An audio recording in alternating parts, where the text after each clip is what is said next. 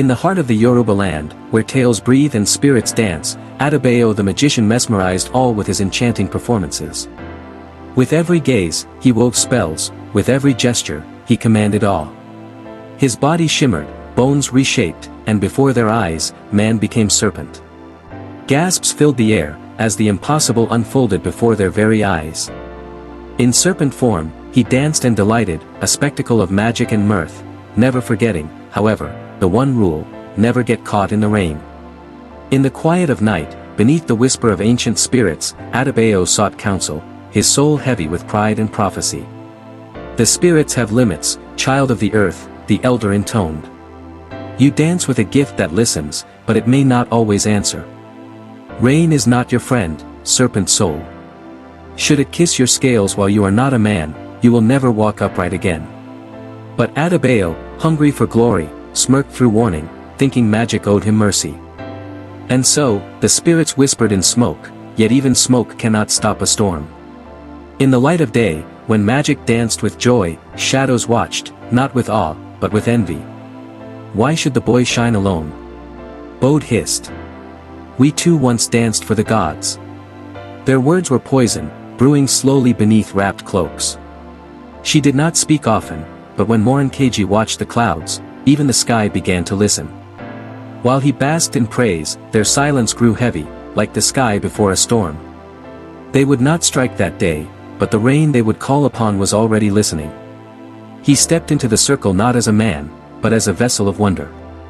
Today, he would touch the line between mortal and myth. With every syllable, the earth answered, and the sky began to watch.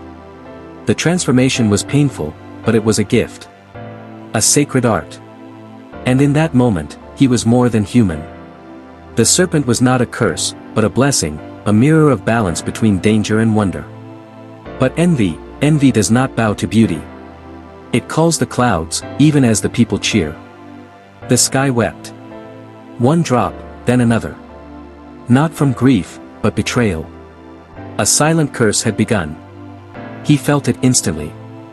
The warmth of his soul cooling, freezing. The rain was not just water, it was judgment. The world spun. Time twisted. And in his confusion, no one stayed. Even those who once praised him, ran.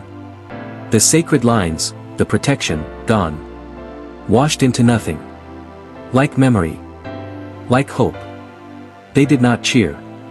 For this was not glory. This was exile. And deep down, they knew, they had broken more than magic. He tried to cry out, to speak his name. But the rain had stolen his tongue. What escaped was not language, but lament. He was once the light of the square, now a silhouette in the mud. Left behind by song, story, and spirit. He remembered laughter, music, a promise to become more than a trickster. He had wanted to be legend. To them, he was no longer a man. No longer a memory. Only a caution. A thing children would whisper about, and mothers would fear. Even snakes can pray.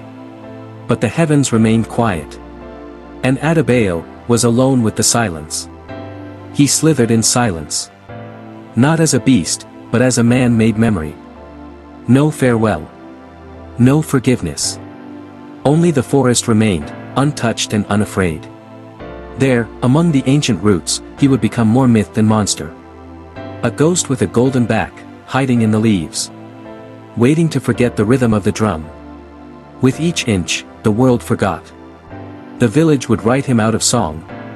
But the trees, they listened. They say he danced too close to the spirits. That he mocked the rain, and the rain cursed him. Now, when thunder rolls, the children are told, be good, or the serpent magician will come for you. They do not know his name. Only his shape, and the sorrow that made him legend.